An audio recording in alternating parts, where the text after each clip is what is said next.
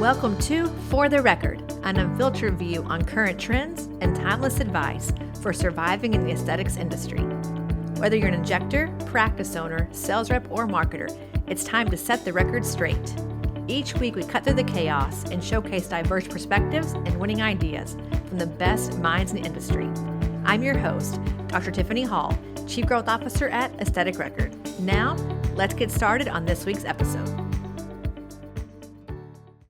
Hey guys, welcome back to another episode of For the Record. This is episode 58 on the tail end of season 3, and we're saving the best for almost last. We have our first ever repeat guest on. We have Jared Rohr, who you guys may all know from Aesthetic Next, the piano man, with a smooth voice like John Legend and some great, he can tickle the ivories, as they say. You may also know him from really good content. He has done a lot with Sheena Aguilera, put on BTS a couple times. He's done a lot of things in the industry around production, video, YouTube, all that. But he has an incredible new venture. I shouldn't say new. It's been around for quite some time, where he is really changing the game for practices from a marketing perspective, from taking the lead generation and turning it on its head from Google and where you rank to the words that you use, what you use for text marketing, to making your internet presence, your digital presence really pop and making your practice stay fully booked, which is the whole point of all this, right? To make money. So the mastermind behind it all, the most talented guy I've ever known, Jared Rohr, welcome to our show. Oh my gosh. That's so thanks, Tiffany. I appreciate your kind welcome. words. You're always such an encourager. And I'm always honored just to be around you because I've learned so much from you. And anybody that doesn't know this, I knew Tiffany when I first started in the industry, and we were pen pals on email when I was working with Sheena Bay. And you've helped me grow more than almost anybody that I know. So I'm grateful to be here. Grateful to be here and grateful for your belief. I love having you on. It's always a treat to have you. And oddly enough, my phone still has your name as Jared Loverboy on it because one night we got a little tanked up in Vegas, I think, a little turned up, and I put it in there. So still to this day, every time it rings, put it in there. I put it when you were a little turned up. That was why I was like, oh my gosh, we have to make sure that we have each other's phone numbers, and I put it in as a joke, and then it just stuck. I never changed it. So every time you call me, I'm like, oh, that's how fun.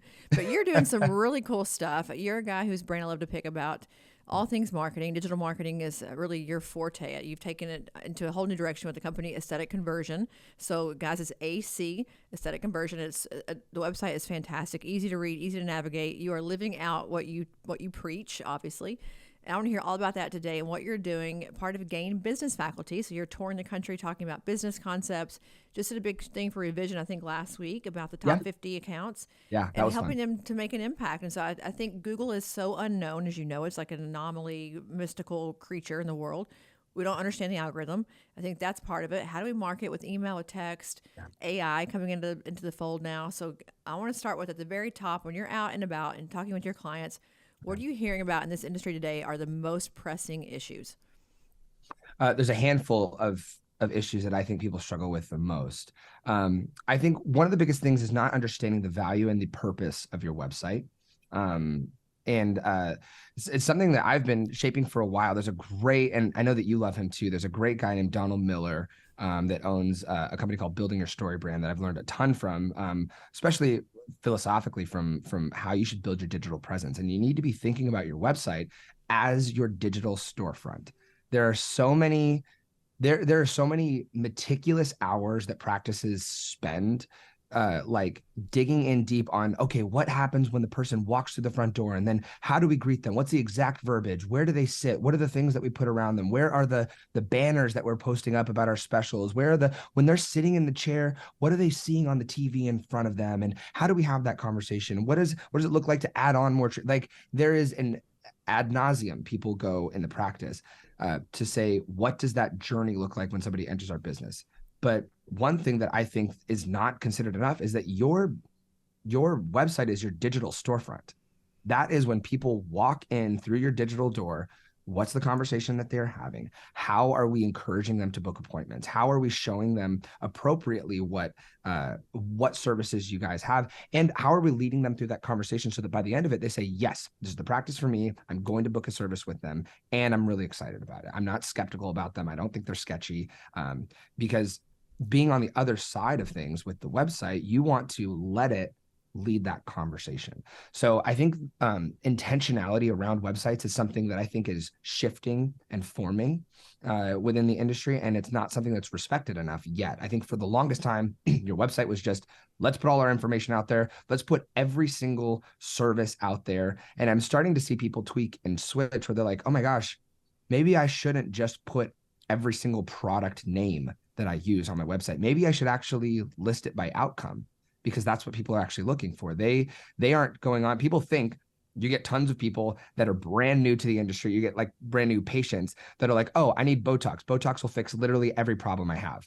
And you're like, well, no, you just know the word Botox and you think that means looking prettier, you know? And so leading them to be like, oh, well, actually, if I'm going to get cheeks, I need to be using this kind of a filler, or I need to be using threads, or I need to be, or if like I had, for example, my mom's friend called me the other night and she goes, Jared, I'm getting it's not called Botox. What's it called? It's called Dysport.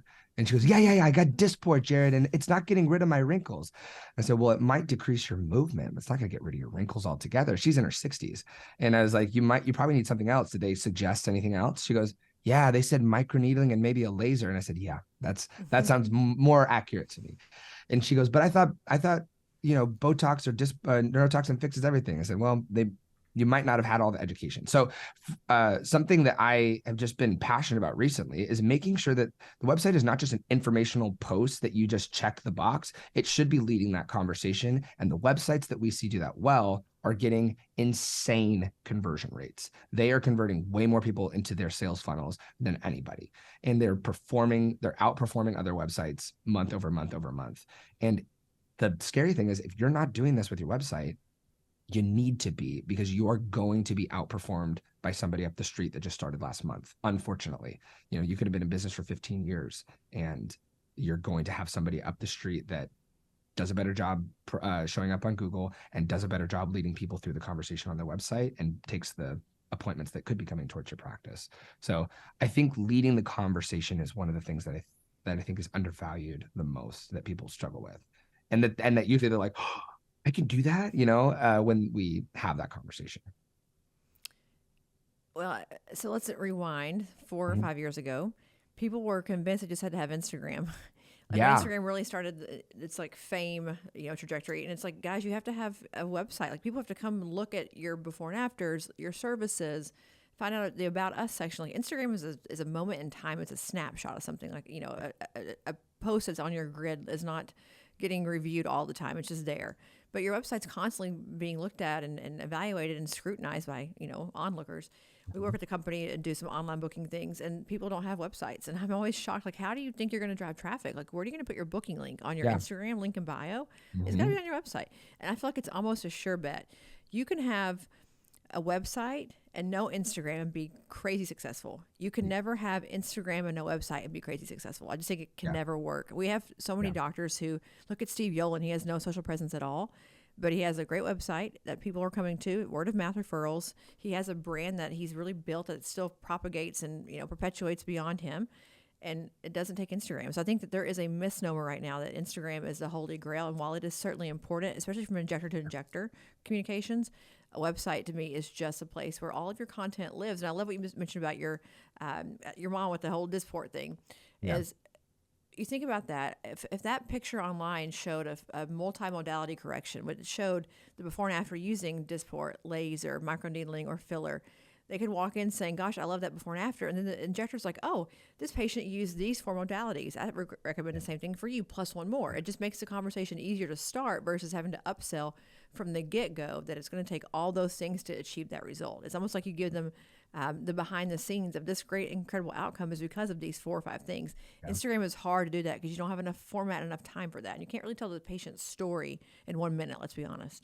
Yeah. And you need to have something that bridges the gap too. Like Instagram, yes, technically people could start their business or maybe build their business, like the beginning of their business, maybe on Instagram. And I've seen some people do that, but long-term success, you have to have something because you have to be able to bridge that gap and capture information. Instagram cannot do that for you. Instagram will not capture. I mean, there are like ads that you can maybe run and do lead forms there, but from capturing somebody's information and entering it into your CRM, you can't do as well through social media.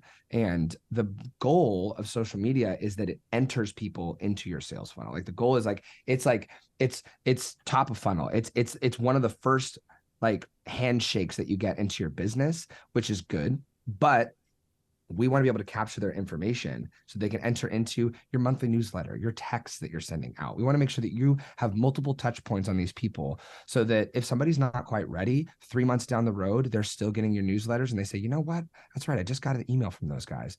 I'm going to go in. You can't do that with Instagram because what's going to happen is if they're ignoring you, you're never going to show up on their feed. You're not going to show up in their stories. You're not going to show up because they've been ignoring you for 3 months. So why would Instagram serve you up to them?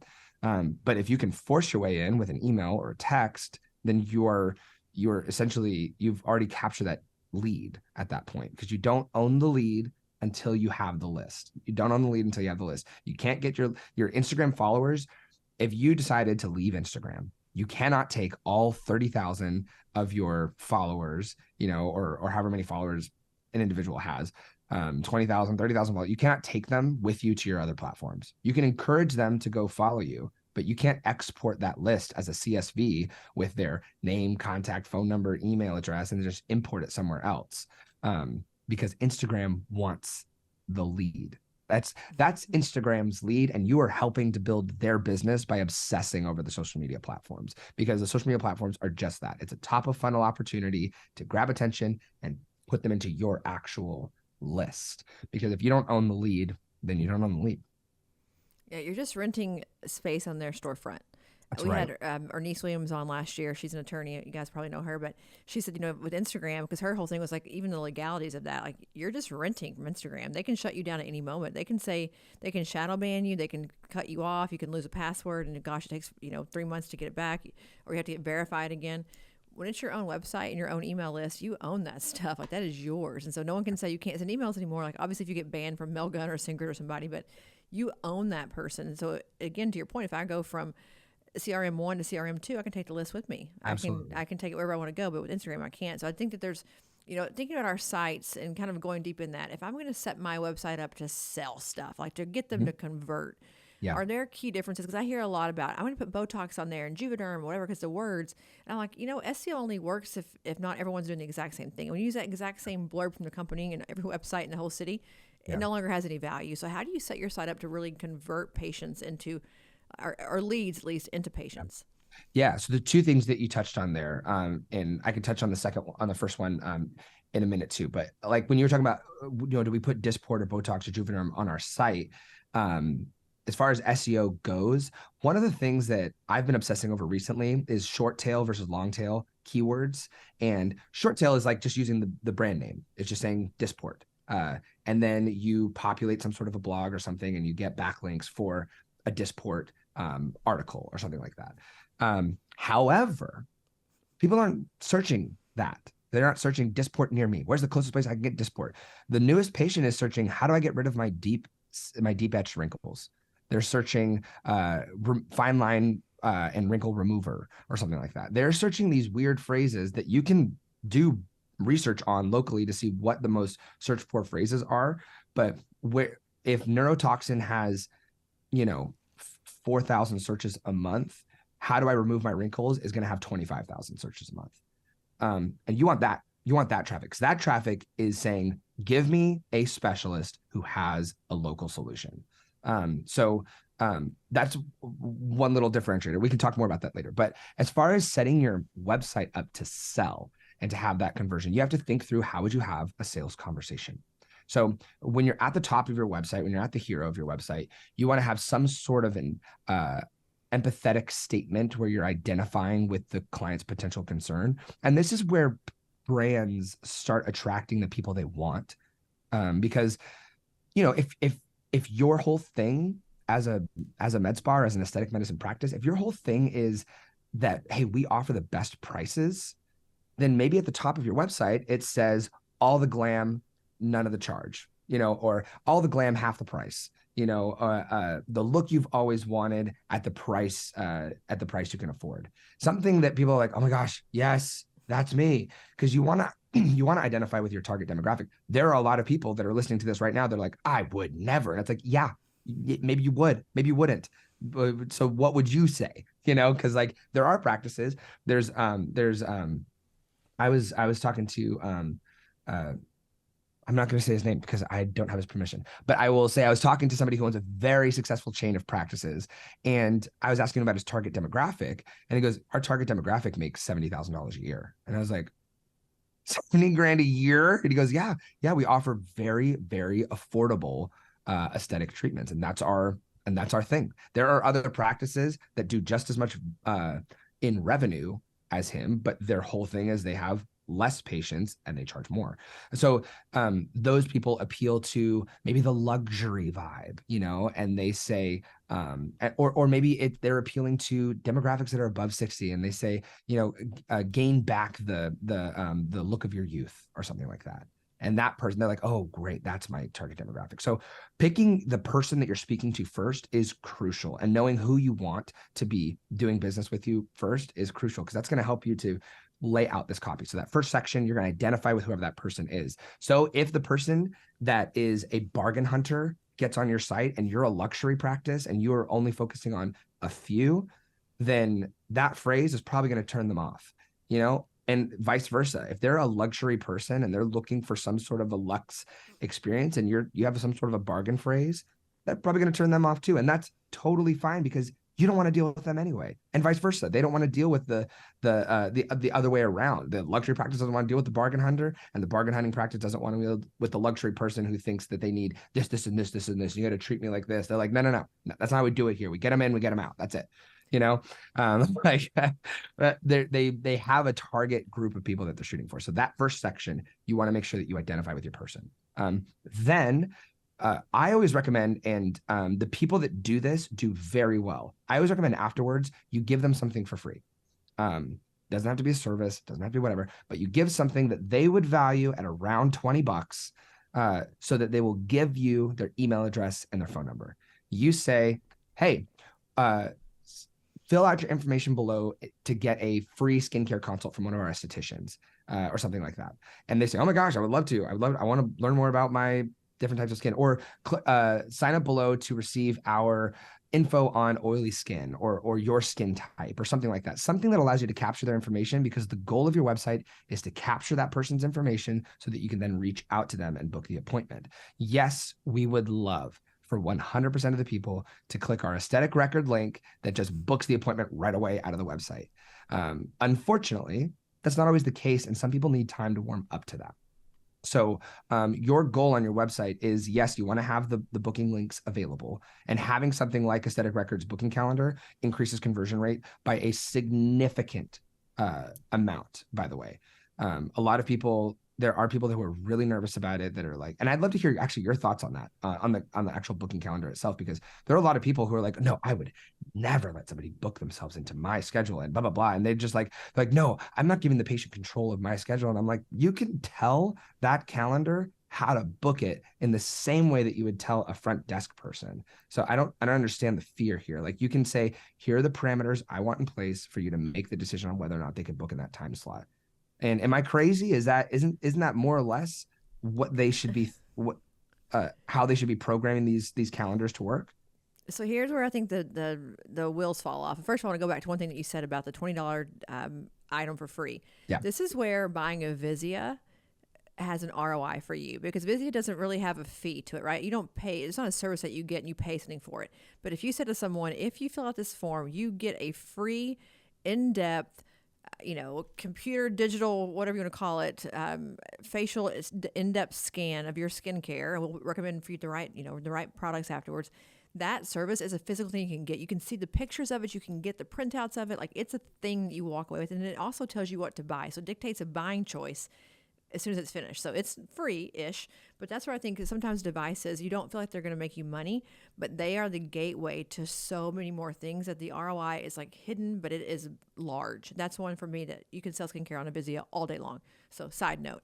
The second thing on the booking part of it, this is where I think people get very confused, is the average person who makes enough money to come into a med spa works all the time. They're me, they're you. They work a lot. If I have to call you at before 5 o'clock to book with you, you will never see me a day in your life. It's not going to happen for you unless an assistant here does it for me. It ain't happening. I go to a lash person who is less good because I can book online all night long and she's open till 9 o'clock at night. I choose a less quality experience because the convenience of booking and the hours.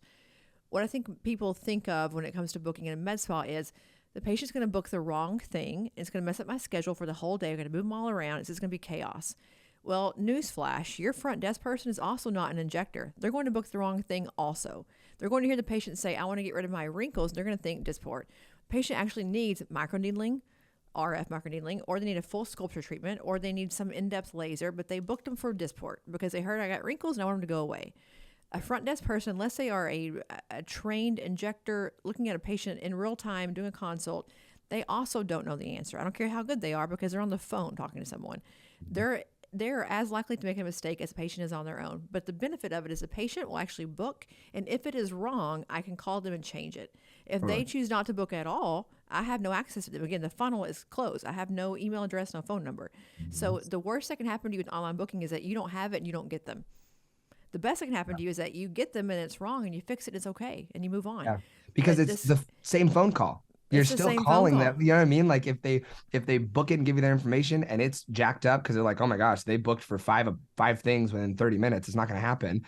Then you still get to make the same exact phone call that you would have made in the first place. Yeah, I completely agree with that. And the average staff time for booking on a phone call is 8 minutes. If you're booking 50 patients a week, 100 patients a week, like that's the person's full-time job is just answering the phone. That's crazy town to me. Get a virtual assistant somewhere far away that can answer those routine questions, and let your front desk person be an in-practice concierge who's actually making the workflow optimized between providers and checkout and retail counters and all those different things. Like let them do a traffic engineering job, not be a phone jockey all day. So I think it's a waste of human capital and of money capital as well. But the other part of that too with online booking is it's 24 hours a day, just like your website. If I have an Instagram ad that's amazing, that drives people to my site to do something, and then I don't let them book, I have lost them. To pay money to get someone to drive down my highway, my digital highway, to get to my, my business, and then I say, gosh, you've driven all night long here, but we're closed. They're pissed at me, right? I want to take action right now. And if you don't have it for me, and if I'm hot and bothered by getting some toxin or some filler, and you can't meet my needs, as they say, this took a real big turn here. I love it. And you can't meet my needs, I'm going to go find another guy that can, right? Like I'm going to move on from you because I want it right now. And so I think there's this impulse control that none of us have now in 2023. And if you don't have online booking, you are going to lose. I can promise you in 5 years from now, if you don't have it, you will cease to exist because the people who are in the market now, they depend on it for everything. They're using online everything, DoorDash, Instacart, Airbnb. I booked our entire vacation home on Airbnb and haven't even talked to the person who owns it. I'm going to go stay in their home for 5 days. Yeah. Like it's just our normal now. So it's the thing, and we're going to make mistakes anyway. So just make the mistake that at least gets them in your funnel where you can capture their information. Soapbox finished. My TED Talk here is done. I love that. And I think that's so crucial in that, yes, you are going to fall behind. And I want to touch too on the virtual assistant thing is actually something that I see not enough people taking advantage of. And I have a friend who owns a really successful coffee shop out in Tampa, Florida. And I was like, man, and it's her second franchise. And she built everything from scratch. She's just a really scrappy, awesome young lady that, is just crushing it. And honestly, she just wanted to live in Tampa. She goes, you know what? I'm just going to open up a franchise in Tampa. We're profitable enough down in Fort Lauderdale. Perfect. So I was like, how do you manage everything? She goes, oh, I have a virtual assistant that takes on all inbound communication for our business. All inbound communication is all done through a virtual assistant. And I was like, what are you talking about? She goes, I went on, and this is a super great little secret hack, guys.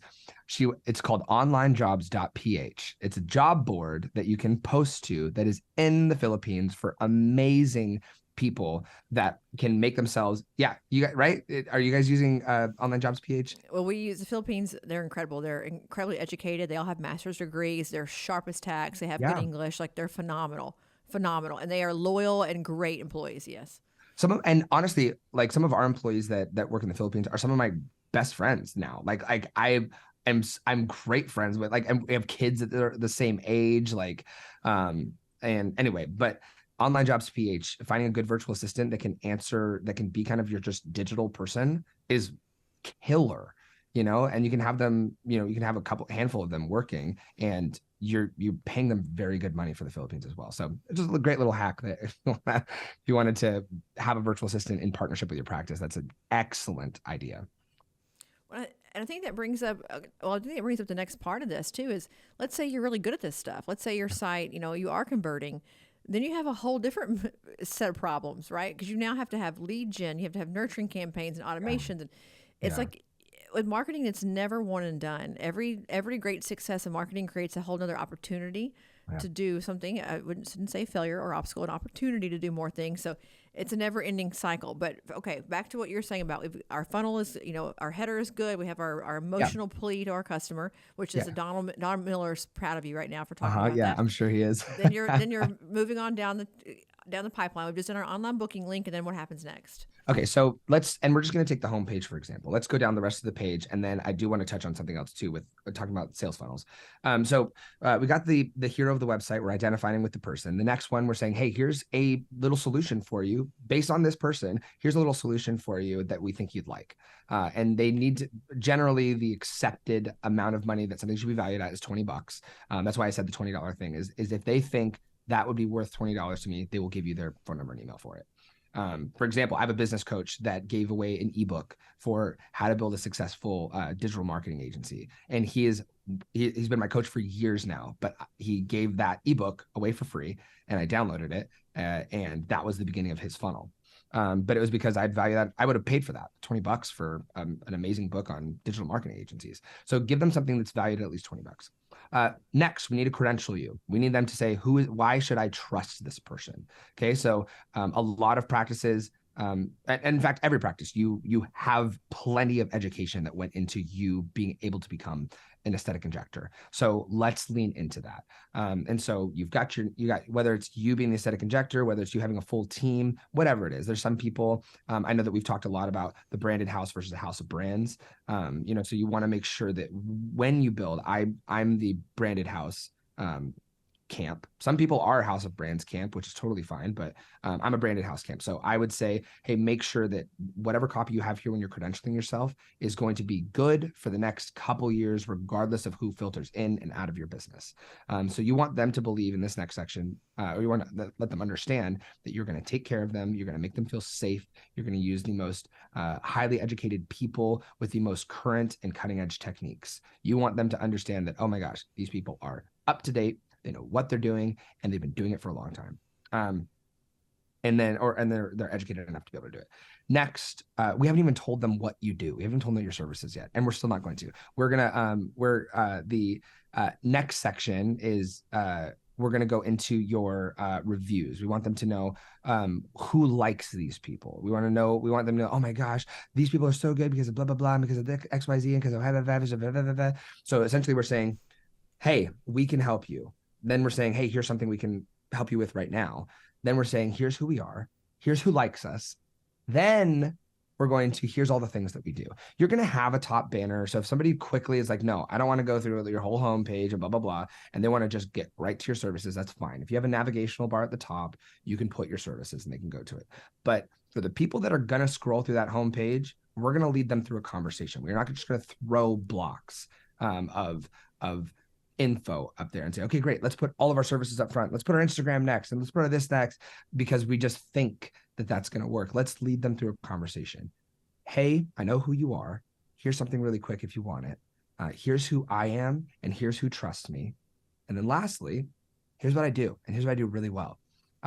After that, you've credentialed them. People have given you their stamp of approval. You have shown them that you're willing to help them out for free with something. And you've shown them, hey, I know who you are. By the time they get to the bottom of that page, they're clicking that booking link. They are saying, abso-freaking-lutely, I trust this person. Thank you so much for all that information. They have so many glowing 5-star reviews. I'm booking. Okay. And then that's the general structure that we recommend people go through. Is you don't have to have your services on the homepage until towards the end, because if they're going to scroll through that conversation, we're going to tell them how that conversation's going, right? We're not going to, if they want to go to services, they can click the navigational bar. If they want to go to your about page, they can click the about page link. There are plenty of things that they can do themselves if they want to navigate. But if they are going to go through the homepage that you designed, you're leading the conversation, right? So it's the difference between your front desk person when somebody comes into the door, your front desk person leading the conversation versus just saying, all right, tell me how you want this to go to the person that's there. And it's like, yeah, but you're going to be hijacked by every single patient that comes into your practice that says, oh, well, I want this, or give me this, and I want that. And all of a sudden you're like, oh, actually, I should have led you through this. This is how it works here. So anyway, that homepage, that's what I would recommend. Empathize, offer them something that relates to maybe that empathy, credential yourself, and then do some social proofing of people that approve of you, and then show your services, and then your before and afters. And then a lot of people want to link to their Instagram and they want to link to their social media channels and stuff that they're trying to grow. I would highly recommend you do not get them off of your website right then and there. So when I get people that say, hey, I want to put my social media feed on the homepage. And I say, why do you want to do that? They're like, well, because I want them to go subscribe to us on Instagram. I said, so where do you think they came from? They're like, well, a lot of our web traffic comes from Instagram. It's like, so they came from Instagram and then you're going to get them to go back to make sure they subscribed. And they're like, oh yeah, maybe you're right. I'm like, yeah, we can put it in the footer. We can put your Instagram and all your info and all that stuff at the footer. That's totally fine. But we only want lead magnets, things that allow you to capture their information. So if you're saying, hey, subscribe, put your info here and we'll send you weekly YouTube videos, that's fine. That'll get them to subscribe to your YouTube channel and it'll get you to capture their information. That's great. Or put your information here and we're going to send you a blog every single week that talks about different skincare concerns and how to deal with it. Awesome. Because the goal of your website is to capture the info. It's a plus if they book. We want them to book, but the goal is let's at least get the info so we can reach back out to them. And another great little perk recently, have a little chat bot on your site. Not a chat bot that is live to a live person that is sitting at a computer 24/7, because that's not feasible or practical. Oh, and that's what I was going to touch on a second ago too, with automations, is have a chat bot that captures their information. That's it. It looks like, hey, how can we help you today? And then poof, they enter their name, phone number, email address, and their message. And then that goes to your CRM that texts them immediately. If you are not getting back to a lead within, I think, 10 minutes is the accepted. Yeah, it drops off like 60% after the first like 6 minutes, and then it goes down to like nothing. If it's over an hour, you're basically shooting, fish in the dark. Absolutely. Your conversion rate goes insanely down if you let it longer. I mean, longer than an hour is insane. That'd be it. And you just have to think about it. Like, what if somebody walked into your practice? How long are they willing to wait? 5 minutes, 6 minutes, an hour, a day? Yeah, right. Like I'll have practices that we're running SEO for, or that we are driving leads into their business. And then they'll be like, oh, hey, can you help me out with whatever it is within their CRM? And I'll look and there will be week-old leads that I'm like, did you reach out to this person? They're like, oh yeah, I'm going to get to that today. I'm like, yeah, right. It's got to be within 10 minutes that they get at least a touch point. You can wait. If you're booked for the day and you can't call them right then and there, that's fine. And that's where automations come in. So if they enter something onto your website, they should be getting a text message within 10 minutes, or not within 10 minutes, immediately. So you get a text message, hey, thank you so much for reaching out. One of our team is going to reach out to you very shortly. In the meantime, we respond to this line. So go ahead and save our phone number. Here's a contact card and your contact card has a picture of your business logo. It's got your website. It's got your address. It's got your business line, as well as this number saved. It's got your social media. That way, if they ever enter into Siri, and say, hey, take me to, beautiful med spa's location, poof, it's already in the phone, right? Or they look you up in your contact card, or if you ever text them, they've already done the work of saving you into their phone. So when they see your name and logo pop up, they already intrinsically know that they can trust you. It's not just some random 10-digit phone number that they're like, I don't know if I'm going to just delete this. Because when we get those intrusive texts, a lot of times our instinct is to delete it. And we've seen a massive increase in conversion rate when our clients save those phone numbers. So having that immediate touch point, and then having an automation built in that within the hour is sending notifications to the team members of the practice saying, yo, call this person, reach out to this person, send them a quick text. And then there will be maybe some sort of alternative text too that just goes to them that says, hey, thank you so much for reaching out. What can we help you with? And it at least starts the thread of them texting so that you can get back to them. So it's so crucial to have quick response times with your leads. We got a lot to unpack there, brother. We gotta take about 15 steps back. So a couple of things I'm thinking about to go back to the website thing about the story is I think people are concerned, or I hear this a lot, that I've got to stuff my site full of all kinds of details for Google to appreciate me and to think I'm good. Well, we all know that there's this expertise, authority, trust score that Google looks at. And to me, I come from a technology background, right? That's what I do all day long, is the user experience, user interface scores you a lot of points, right? I mean, it makes things, if the user can easily navigate your site, meaning the schema or the background architecture of it makes sense, like things are paired correctly, the site is structured really well. Part of Google's love for you and your site is how it is built, is how it is laid out, not just what's in it, but how the layout looks and feels. And I think what Jared's saying is that when the user can engage in a story, they will engage more heavily, which Google appreciates because it means that whatever you're putting out there is working. Again, your EAT score is high, your EAT score, so it's good. So I think there is a part of it where we've been keyword stuffing for so long. We know that no longer works. People are still doing it, however, but getting the user to stay on your site and keep reading, keep looking, values are so much more valued for the algorithms, if you want to call them that, I think, for long-term success with Google. So that's one thing, is think about your schema or your structure. I was just going to touch on keyword stuffing, and keywords are just for the layman is basically it's the things you want to show up for on Google. So let's say that I live in Orlando. If I'm a med spa in Orlando, Florida, it's just you'll see these websites that you can typically tell are built by people who are either inexperienced or older, where every single sentence and paragraph has med spa in your home city. You know, if you're looking for a med spa in Orlando, Florida, you look no further. This med spa in Orlando, Florida is excellent because of X, Y, Z, blah, blah, blah, blah, blah. No more worries. Make sure that you've got your med spa in Orlando, Florida that you book now today or something like that. And you're like, geez, in like one paragraph, you can clearly tell that they were not trying to give you information. They were just trying to show up on Google, and it breaks trust big time. So that's what keyword stuffing is shoving words that you think are going to show up on Google. And it might work short term. You might get some results for a couple months, but Google's very quickly going to realize, oh, this is just spam. And then you're going to rank low. And it is very difficult to dig yourself out of those holes. Yeah, say that for your YouTube titles. You know, you can put that on YouTube. Absolutely. But I think the other part of that too, and this is where I think going with the person, so obviously Jared works in the industry, you know, you're working with clients every day at Aesthetic Conversion who are in our industry. The part people forget about within, not in Google, but legally, these wild claims people make on the websites. Like, we're going to cure everything. We're going to make you look 10 years. You cannot say, going to make you look 10 years younger. That is illegal. You cannot do that. There is the FTC, the FDA. I mean, I can give you a long list of all the laws. I read a lot of compliance training. You cannot make wild claims that says that this treatment helps every single person. This makes every person look younger. And so I think when you work with someone who's in category, they understand the nuances of that. If you work with someone who's just marketing, like just a marketing person, they're used to saying, we're the best ever, we're so great.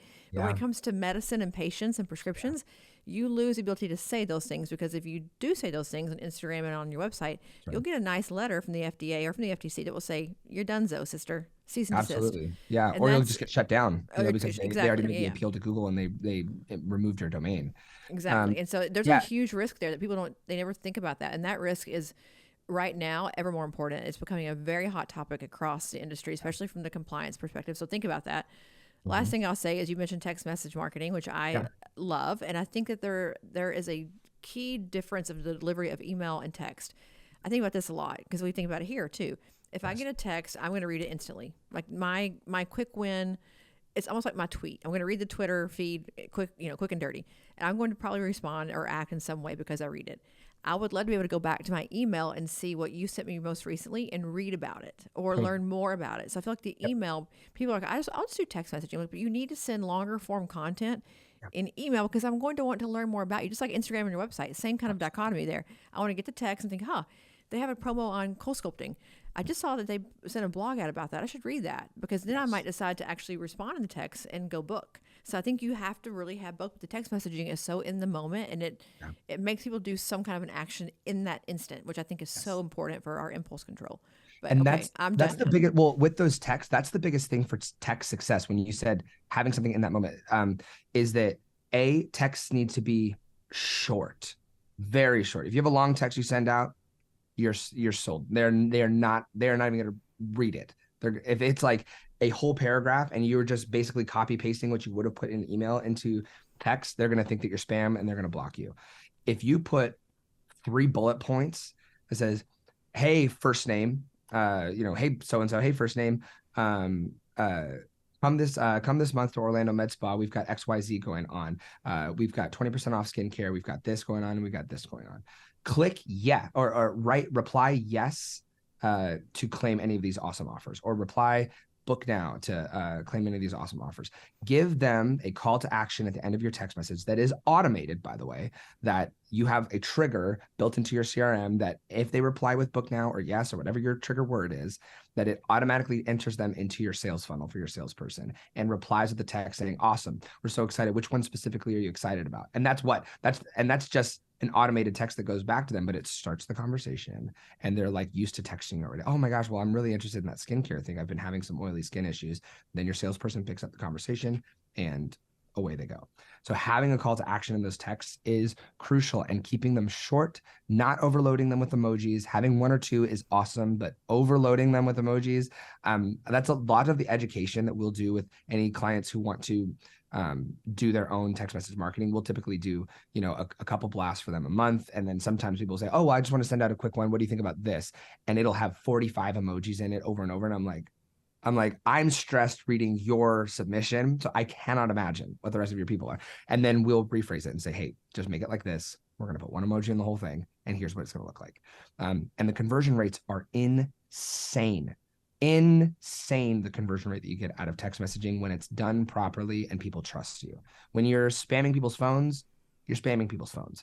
But when you get the proper opt-ins and you get the right list of people who say, yes, I want that, it is very, very, very powerful. Agree. And I think email marketing can be powerful as well. I think email is a tricky thing though. Obviously, deliverability issues, and if you bounce many times, you get shut down from your email server, service. There's always risk, but obviously with Twilio as well with text messaging. But I think for email, people they want to read a story or read something engaging or have the content be worthwhile. I'll tell you, I get 1,000 emails a week. I mean, if not more. But when I hear something that's like a compelling story, I will open it up and read it. Like 10 ways to solve your digital marketing headaches. Some catchy subject line, and then I'm like, gosh, if I could actually learn 10 things in this like quick 2-minute scan, that email is worth it. And I opt into all kinds of things because of those kinds of emails. I was like, watch this webinar next week. I might not come to the webinar at all, but I've taken an action. So now I'm in a whole different funnel and I get new content from them. It's like I keep graduating into new funnels, new content, new pieces. And those emails have value for me and I can learn something and not just like a spammy email. I think folks, we see it here when we send out how to do something emails, how to fix a problem in your system, how to train on a certain feature. They get opened all the time. We send out, hey, we're going to have a big Black Friday promotion. No one cares. They're getting those emails all day, every day from everyone doing Black Friday promotions. They just assume that you have it. Like, of course you have a promotion. But if I said, here's how to structure your promotions and how to help your business to book more patients in and to get more ROI on your deals, that they'll read because it's helpful for them. Because again, I want to be their navigator and their helper and their guide. And that compelling argument at the top saying, I'm going to help you. I'm here to help you. I think prompts them to want to read it. And a text, you can't do that, but it does connect all, it all comes to the same funnel.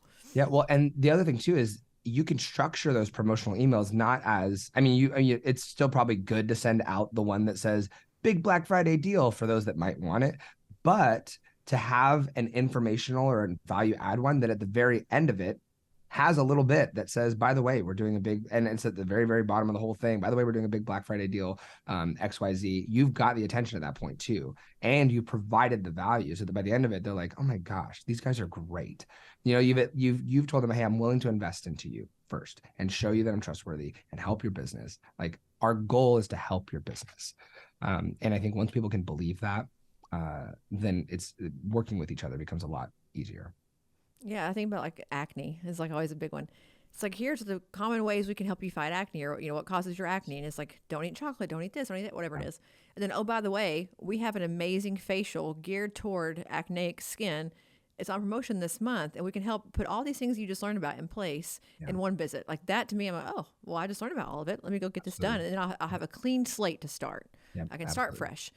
I think there's value in that, but certainly for a book schedule, text messaging, hey, we have openings coming, Yeah, next week at 2 o'clock. You can book a schedule in an instant with text messages. It's like, it's absolutely. crazy fast. Hmm. But I'm sure there's overuse as well. So what are the risks in using text messages? What are things that we need to make sure we don't do if we rely on that kind of marketing channel?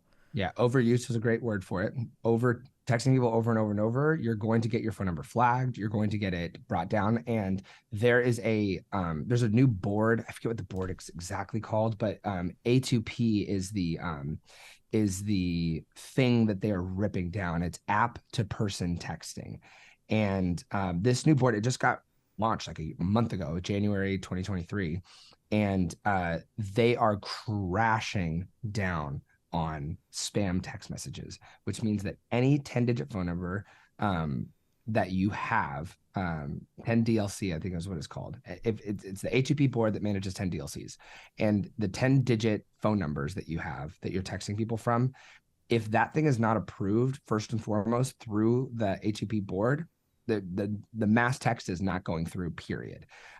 Secondly, if your complaint rate goes up because people are blocking your number, then it's going to go down as well. So you always want to make sure that people are opted in. They have to agree to receiving your text. Legally, they have to agree to receiving your text.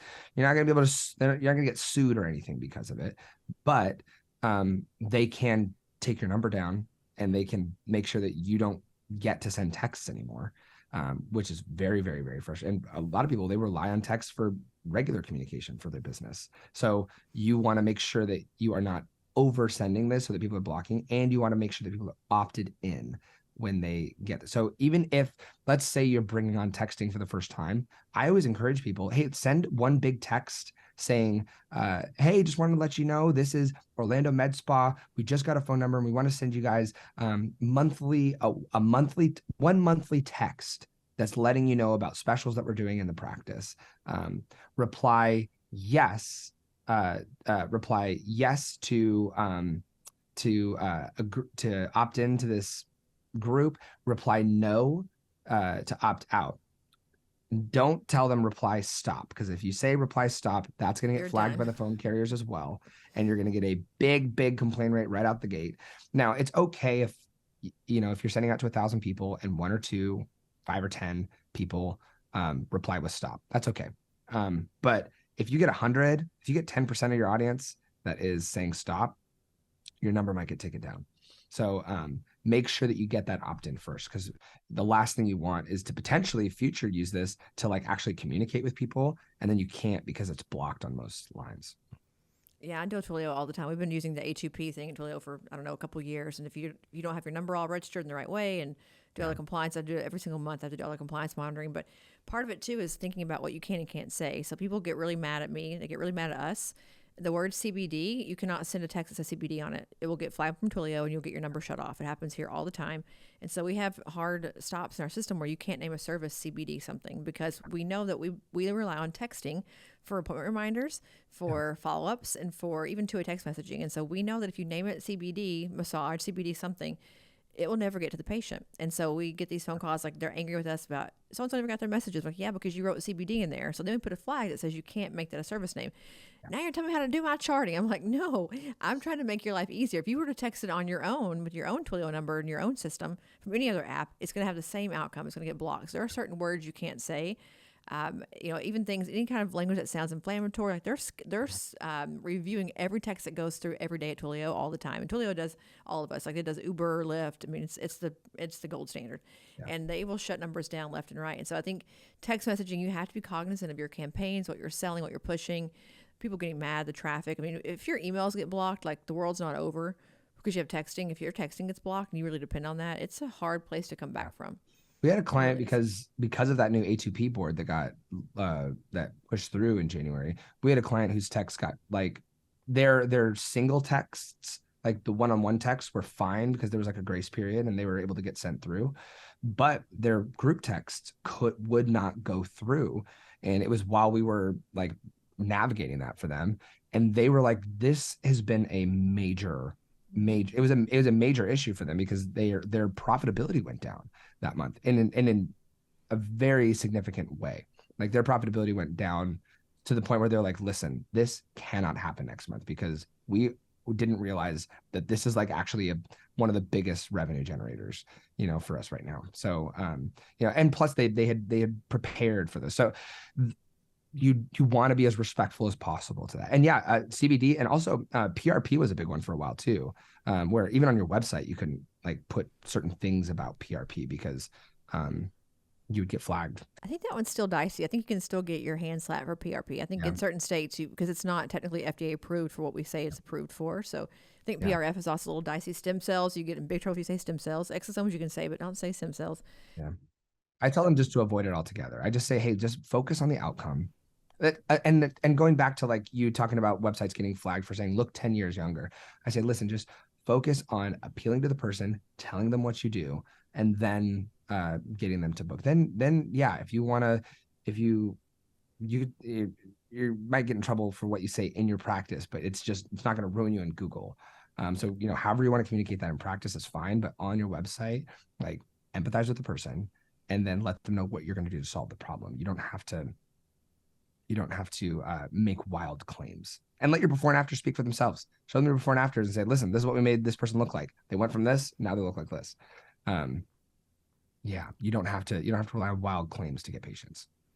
Well, you said the magic word. You said Google. So as we kind of get to the bottom of our hour here, I want to talk about how you rank with Google. We're big here on local SEO, things like Yext, Steven SEMrush, these companies that manage it, because there's a lot of listings out there, a lot of places you got to be and things you got to do. And of course, Google's very, they scrutinize everything. So you focus a lot on with your customers, getting them to the first page of Google and getting their Google rank to be, phenomenal and fantastic. What are some just pearls? Don't give away all the secrets that people pay you for, but give us some pearls and some tips that we can use to increase our Google presence. Yeah, I think one is content creation. So if you're a practice that wants to manage on yourself, create content, and that's kind of an easy leg up. You might do a lot more work as someone, if you're brand new into SEO, if you're just creating content, whether it's blogs, whether it's YouTube videos, whether it's whether it's general or even borrowed content onto somebody else's blog, or you're being interviewed for articles, content creation is going to be king. That's going to be one of the biggest things that helps you rank. That's why for the record, like your guys' podcast is like, I know that this is a value add to your clients, but it is an SEO juggernaut. You look up any physician that has been on your podcast, and they're one of the top 3 to 5 things, but just by Googling this person's name is going to be For the Record. So the amount of backlink that you guys done, even through this, is fan-freaking-tastic. And I don't think people realize that content creation is actually one of the, when done well, when done like the way that you guys are doing it, is one of the greatest things to help you rank. Now, if you're doing it yourself, you might do more work for less result. That's where somebody like us comes in, where we can do precise work that gets you excellent result, and making sure that you're doing good research on what is going to get you traction. Because there's a lot of people that say, oh, I just really want to rank for this weird machine name that I just bought, and it's like some very underknown machine, but they paid a lot of money for it. So they say, oh, well, I just want more appointments for it, so I want to rank for this machine. And we will say, well, listen, honestly, just by virtue of you being the only person on the East Coast that even has the machine, you're already ranking on page 1 for it. But I'm going to let you know the search volume for it is 10 searches a month, and I think they're all you. So it's like, but what does the machine do? They're like, well, the machine is a fully ablative laser. I was like, oh, so maybe let's talk about getting rid of deep etch wrinkles. Then maybe let's do some long tail keywords, and then let's list that as a solution to get some more appointments. Then they're like, oh, okay. Because then they'll get upset and say, well, I'm not on the first page for this laser. And I say, but are you getting more appointments? They're like, well, yeah. It's like, well, that's because the strategy is we want you to get more appointments. We don't care. I don't care if you show up on the first page of Google for any specific word. I care if you're getting more appointments. If you're not getting more appointments, what are we doing? We're all wasting our time. And I know in 6 months, you're going to say, Jared, my business is not increasing. I'm like, well, you're right. It's because we're focusing on all these short tail keywords that don't really matter that much. Let's focus on the results that your clients are trying to create, and let's have some long tail keyword strategies that we're doing as well. So content creation, I think, is one of the easiest layups for people to do in their practice. And it can pair with your social media strategy, with your current marketing strategy. Just having content creation be a part of your SEO is going to be kind of a layup. It's like, oh, well, I'm already doing a social media post where I'm talking about the benefits of arnica for bruising or something like that. It's like, great. Then take that social media post that you're filming of yourself, take the transcript, edit it so that it looks good, and throw it into a blog. So you at least have the copy on your website, then you can at least start ranking for bruising. Maybe you're not going to rank specifically for bruising, but that's an example. If you're going to film content, at least get the transcript and put it into like a blog on your site.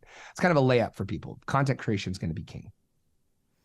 Yeah, and you mentioned all kinds of things there too. I think about with content creation and with, blogs and all the stuff that goes into it. To take like a total left turn here, I don't want to not talk about Chat GPT before we get off this podcast, Jared, because content creation is very, very hard. But you're right. For the Record ranks crazy high. So does Aesthetic Next, because we put so much content around that, and it's a strategy. But I think what people forget about with content is, if I'm going to buy that crazy device you mentioned, the ablative laser, I should research before I buy it. Who's searching for it? Are they in my local market searching for it? Because people get really distracted about national trends. But you're not a national med spa. You're in Orlando, Florida. What is your local market searching for? If they're not looking for ablative lasers, and it's not even part of their vocabulary when they look for anything, any searches, that's not what they want. Then bringing it into here could work, but you're gonna have to be a trailblazer and a pioneer, because no one here wants it yet. And if you're okay with that, you like hard things, then go for it. But people have to think about, Google gives you the master directory of what you should and shouldn't buy, because what the trends are or are not in your local market. So leverage it for that. I think that's such an untapped tool. Yeah, don't just buy a device or get a product because it seems trendy or because that product or that company is doing a lot of great marketing around it. If there's a new filler, a new neurotoxin, or a new device or a new service that you see, oh my gosh, everyone around the country is doing it. It's like, does your local market give a rip? Because if they don't waste your money. And I think sometimes people are just excited to try the new thing, but they forget that, oh, actually I'm in business to help my patients, not just to satisfy my curiosity on how something like this could work. Yeah, so I agree. And I think we get confused too on what's easy and what's easy to market. If the vendor gives us pre-made content that we can just put on our website because it's so easy to do, and then I think that's another whole debacle. But let's talk about real quick here some AI, because I think that part of the content creator in 2023 has an amazing tool set in front of them. If they're smart, they do. We've been using ChatGPT here for, I don't know, a couple of years. We're pretty familiar with it. We love working on prompts and digging deep and diving deep. And so I have a lot of experience with it personally. So do you, where you get amazing results, but they aren't able to be used fresh off the screen. You can't copy and paste. It does require some maneuvering and some minutia there, because Google is now smart and knows that we're all using it. But you've got some cool things up your sleeve that you've kind of been working on with human detection and such. So give us an idea. If you've not used it at all and you're hearing about it, what is it and how do you use it for content creation without getting dinged by our friends at Google? Yeah. So ChatGPT is an artificial intelligence. If you hear AI, it's an artificial intelligent writer. It is a writing program, by the way. It is not a sentient being that's going to take over. There are so many blogs and podcasts and crap that I say, people are like, oh my gosh, ChatGPT, we taught ChatGPT how to tell us the secrets of what's going on. I'm like, no, you didn't. You educated a creative writing program on how to write a fantasy fiction for you so that you felt like you discovered something. You didn't. At ChatGPT, you can educate it as an AI and say, hey, here's our tone, here's our brand, here's how I want you to communicate, here are the types of keywords I want you to include in this content, and here's the type of content that we're writing. Go. And then ChatGPT says, great, thank you, sir. And then boom, it'll write it out. It is not a sentient being that's going to take over. And I think there's a lot of people that are shockingly scared of that. I'm like, that is it. So one cool thing about ChatGPT, so it's an artificial intelligence, which means you can educate it prior to it giving you the prompt, or prior to it giving you content. So let's say you're writing content for your website. Like I did this for a client a couple days ago. And here's the first thing I'm going to say. Copying and pasting AI content will eventually get you flagged. Okay. So do not use it as gospel. Use it as a framework, use it as a baseline. It's going to give you a really awesome starting block, but change it, because if you use it for your website exclusively, if you just copy paste from AI into your website, you're going to get flagged by Google and your website domain rating is going to go down.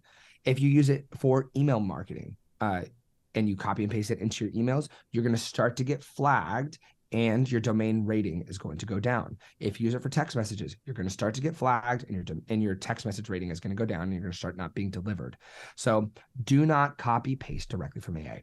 All that said, that's my grand warning, because it'll ruin your business if you use it wrong. But to use it right, you can. So you can educate AI and teach it all about your business and then say, produce content. So for example, a couple of days ago, our team we were creating a new series of pages for one of our clients' service pages. And I said, you know what? I'm going to use ChatGPT and create all the paragraphs for this. And then I'm just going to run the paragraphs by them, make sure it's all factually accurate, and then we'll publish them. There were some things that it didn't write correctly, and I'll explain that in a second. But I took 10 minutes-ish with ChatGPT and I said, hey, we're going to write today. I need your help with writing some website copy. Do you understand? ChatGPT says, yes, I understand. You want me to do this, this, and this. What kind of web copy are you going to write today? Today, we're going to write web copy for a med spa based in Orlando, Florida. This is their name. Do you understand? I said, yes, I understand. Great. All of these paragraphs need to be 50 words. Do you understand? Yes, I understand. And you basically, when you're educating AI, you need to talk to it like it just learned English. And you don't want to overload it with a bunch of complex things at once. You're writing one big paragraph that says all these different, no, just give it one command at once and say, did you get that? Yes, I got that. Okay, great. Next, I want you to write with this tone. I want this structure. This is where maybe somebody like you or I that writes conversion copy all the time, I told it, here's the conversion style I want the paragraph to have. I want it to open with a problem that a client has. I want it to have the second sentence be how the Orlando practice solves it. And then the third one is I want it to address a potential concern that a client might have regarding that service. It says, okay, thank you. I said, can you repeat back to me what it is? Can you confirm to me that we're accurate? And it says, yes, you want it to blah, blah, blah, blah, blah, blah, blah, blah. I said, perfect. Here's a list of services. I want you to write a paragraph for every single one of those. And then it had 38 services. I set it on autopilot, and then I worked for the next 20 minutes while it produced all of those, because I'm on the free plan with ChatGPT. I should upgrade. All right. Do you pay for it? You should upgrade for sure. It's so fast when you upgrade. I haven't done it because we use it sparingly because we want to make sure that it's organic content as well. But when you do that, there are AI detectors that you can throw your copy in. And if I were to just say, write a description paragraph for filler to help sell for an Orlando practice, ChatGPT would write it. You copy and paste it into an AI detector, and it will give you a 99% chance that was just written by AI. If you educate it like that for 10 to 15 minutes, then copy and paste and put it into an AI detector. I literally, I think, was that yesterday, 2 days ago, I sent you that screenshot video. I shared with Tiffany, and I was like, look at this. And I copy and pasted it in, and it said there was an 89% chance that a human wrote it because it wrote with a specific tone. It had very specific information about the practice. It had very specific information and style about how it was writing regarding the actual service itself. And it included these keywords that it couldn't have been an AI that was writing this, when in actuality, obviously it was. So educating your AI really well is going to help mitigate some of those issues. And then all it's doing is writing the content that you know how to write. You're just not farming it out without not knowing how to do it. And then once you get those paragraphs, tweak and change them a little bit just to make sure that you're not, use them as a baseline. Don't use them as gospel every single time. And so when I listed all of their services, they had a service called the Platinum Hydrofacial, and it's it's a very practice specific thing that ChatGPT is not going to be able to write well. It still wrote some good content, but it wasn't specific enough for them. So they made a couple changes before putting that in. But it's really, really, really effective if you educate it well. Yeah, I think what you mentioned about the prompt, we call it here prompt engineering. I'm not sure the real word for it, but it's important not only for what you're mentioning, but also because if you put in a generic prompt, so will I, and so will you, and so will everybody else. If I put in Botox, write a blog about relaxing my wrinkles in Orlando, Florida, whatever it is, getting Botox in Orlando, Florida. If another med spa in Orlando writes the same prompt, we're going to have very similar content, like extraordinarily similar content, because we've not done enough prompt engineering to give us a unique response. And so I think there is a risk there if you don't spend time training it and you don't spend time drilling down, then you run the risk of having very generic-ish content that anyone could look at. But I think what you mentioned, we discussed this, you and I, the smart will get smarter, and those who don't know will still not know anything after ChatGPT. You have to be able to synthesize it, read it, decide if it is or isn't appropriate for your audience. Like, you have to still use a lot of your thinking cap with ChatGPT. It just gives you the boilerplate or the ready, set, go that you can then take and make actions out of. Make blogs, Instagram posts, but you have to still know what you're doing. But it does make the work a whole lot faster because it looks at the whole internet in like an instant. But you can say things like, forget everything I've told you, start over. It's like you're having a whole conversation. Yeah. And it's like, Yeah. we're back and forth. But it is like having a conversation. And you can even do fun things. I don't know if you've done this yet, but write this as if you're Donald Trump. And it's like, we're the best. We're going to be the best. I was on today with a client, and they were like, have you used ChatGPT? And I was like, let me tell you. And we went in, and then they are I'm not gonna say who it is. It's a celebrity comedian that's the client of ours. We only have like one out of niche client, and it's them because of this person. And they write in a very like sassy, so like comedic tone. And it's a charity for Alzheimer's. And I said, watch, let's educate it for a second, and then let's have it write an email for you. And it said something like, it started off, it's the final prompt after we educated it said, write an email about brain health habits with a comedic tone. And it started off with something like, tired of forgetting your own name or your cat? Sorry, Mr. Whiskers. And then it like went through and said, we're doing a webinar to talk about XYZ and blah, blah, blah. So make sure you write down the date on your in your phone or on your cat if you can find it. And it was like this super sassy, goofy email that all of us were cracking up reading. And I was like, this is just, and they were like, this is just as funny as anything that we would have written. So like the implications that you can use it across the board is limitless, and the tone that you can ask it to write in is limitless. And you can do SOPs, you can do leases, you can do medical director agreements. I mean, you can literally, to your point, it's a writing tool. I mean, people think it's probably sentient, it can take over the world, but it really is a writing tool. But it can also structure data for you. If you put in some random numbers, it'll give you like an Excel spreadsheet, kind of like data analysis. It brings structure to the world of things that are not structured. But it's a wonderful tool. And I think if you think about automations with your CRM, you think about things like ChatGPT, look at things like virtual assistants, use systems like SEMrush or Yext, use things like Canva to make your images if you're doing it on your own. Yeah. Get a good Grammarly tool to make sure that your grammar is good and appropriate and sounds like you're educated.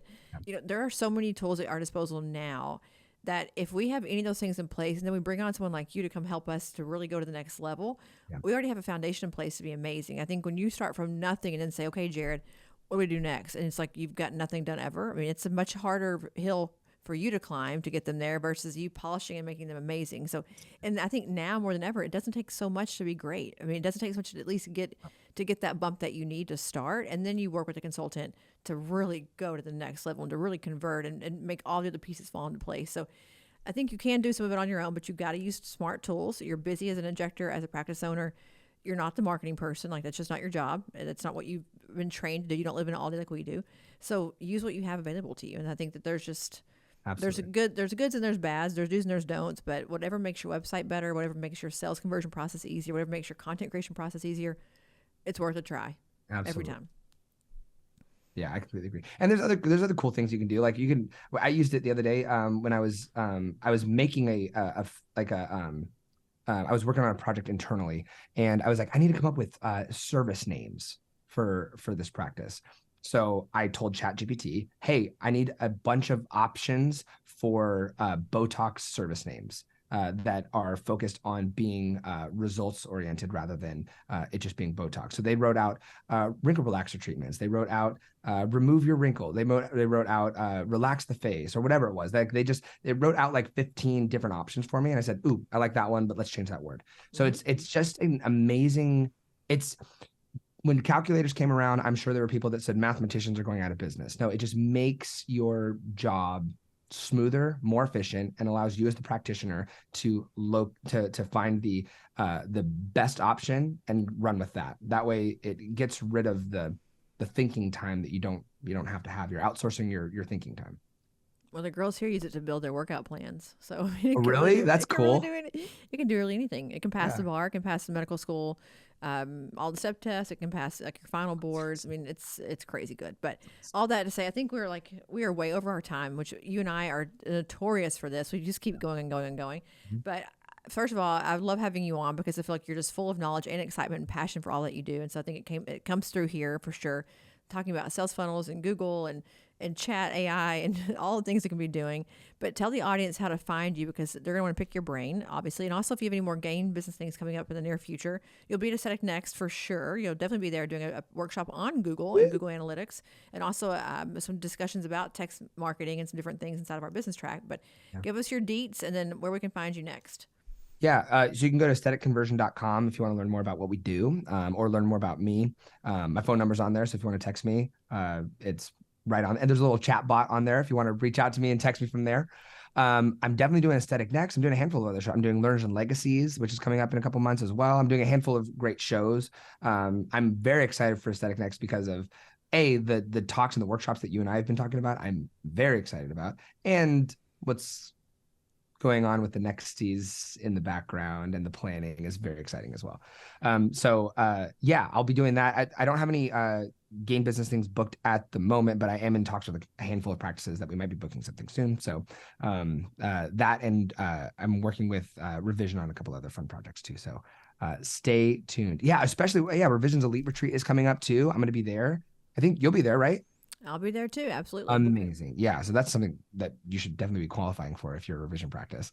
But yes, go to aestheticconversion.com. You can email me, jared@aestheticconversion.com. You can text me 707-386-9600 whenever you want. Enter Jared Lovaboy as the as the contact. As the contact name.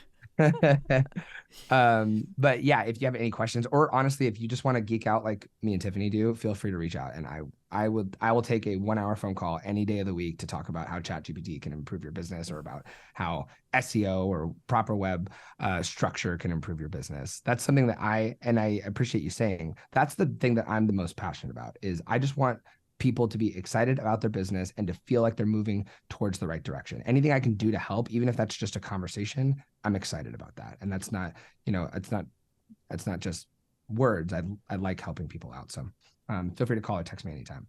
Well, I can attest to that. You do. You take us all under your wing and help us grow. So yes, passion, you are not short on that supply at all. And also a dad and baby's on the way and all the things. Yeah. So you got a lot going on, but we will see you for sure in September. And for those of you who are listening, definitely go to Jared's website, check them out, all that they can do to help you to really like boost your business and get that schedule totally booked. Yeah. But for everybody else, we will see you next week for episode 59. Bye, Jared. Bye, guys. Bye. Thanks, everyone. Thanks for listening to another episode of For the Record. This podcast is not intended to provide legal or medical advice. It's for entertainment, education, and information purposes only. For more information on this week's guest or to get started with Aesthetic Record, email us at info@aestheticrecord.com. Be sure to tune in next week for more fresh perspectives on disrupting the status quo and surviving in the aesthetics industry.